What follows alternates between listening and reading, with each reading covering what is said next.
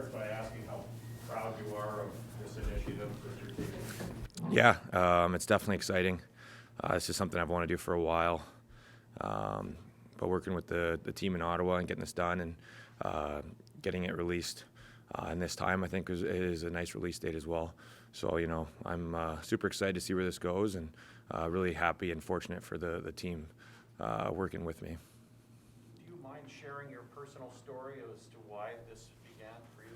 Yeah, when I was in high school, one of my buddies, we were going about every day, joking, seemed normal, and then the next day didn't come in.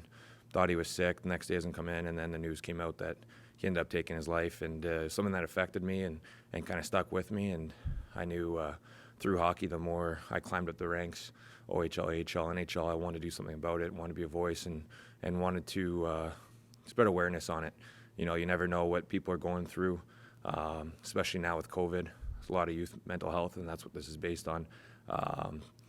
Just having awareness and showing people it's okay. Everyone goes through it. And not even for people that are struggling with mental health, is people being supportive and being open and being receptive to people that have it and being there for people that want to talk. So I think this is huge, especially right now with all the lockdowns and COVID going on and being locked up. So I'm just excited to get this thing going. Obviously a big day with Bell tomorrow with Bell Let's Talk Day. It's appropriate today. Yeah, for sure. And that's one of the release dates we were planning on to shoot for when we realized we weren't going to get the beginning of the season. So, it's a big day tomorrow. Always been a big supporter of it, and DIFD as well. Like I said, I'm just super excited for the timing. Did you reach out to anyone, Nick, about maybe who's had experience doing this? I mean, Daniel Alfredson in our area, Bobby Ryan did something similar with the kids at G. No, I had something in North Bay. It was called Points for Paul. And then I came here and it was Do It for Darren, so I didn't really want to step on anyone's toes. I was up and down. So now I finally got the platform, and I joined the Royal Ottawa Hospital this summer. I'm on the board there, so kind of just been in those conversations and kind of seeing where I could fit in with this. And so basically it's youth mental health, but it doesn't specifically go for that. It's anywhere that needs funding. So if someone gets a bunch of funding, the way it works is sometimes it doesn't. You're not able to move the funds. So this goes to anywhere that's struggling, but it's mainly focused on youth mental health. So then I contacted the team here. A-Rob's been awesome to work with, along with the Royal Ottawa, and we kind of just joined forces and made it happen. I don't really have a goal per se. Donating is awesome, but the thing I always say, if you can't donate, the way you can help out is just be there for people, be supportive, be open. Just giving money doesn't always mean you're doing the part. If you can't donate, being there, being open, being receptive, learning about mental health and being there for people is definitely doing the same part. Nick, how have you seen awareness about mental health just increase over the past few years? It's been big, and we've had a lot of people that have stepped up and taken time away to take care of themselves. And it's been shown in media, and it's been getting good praise, which is awesome. And it shows people that no matter what platform you're on, where you may be, yourself comes first. Your mental health comes first. And if you're struggling with something and it's on your mind and you're having difficulties, like, you're not going to perform your best, you're not going to be your best. So really taking time to focus on yourself and take care of yourself to come back and be better has been huge. And we've had some amazing people that have come out, especially in big places, step out and be like, you know what, I got to take care of myself first. I got to get myself right. And I think that's huge, especially right now, like I said, with the lockdowns and everything.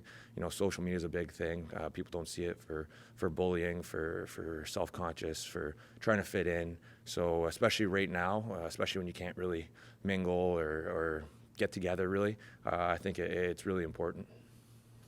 What motivates the right word, or kind of what continues to be the driving force for you to want to do this? I mean, it's been a while, so obviously your playing days in North Bay, but it's still this day to say, this is something that's important to you, and you want to expand it onto obviously a bigger audience, a bigger platform. Yeah, you see it all the time too.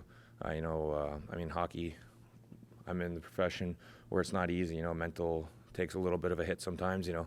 My struggle going up, down, doubting myself, not thinking I'm good enough, having those thoughts, working through it and seeing the support that I got when I was able to communicate and I was able to express and I was able to vent what that did for me, how that bettered my game, how that bettered my life, how that bettered everything around me. It's just such a huge impact, and you see it every day. You know, sometimes people try to hide it and battle through by themselves, and you know, you just want to be there and have that option, so you can tell them, hey, it's okay. It's you're not weak holding in yourself, trying to do it yourself, or you're not weak trying to express and tell your feelings. You know, that's actually strong.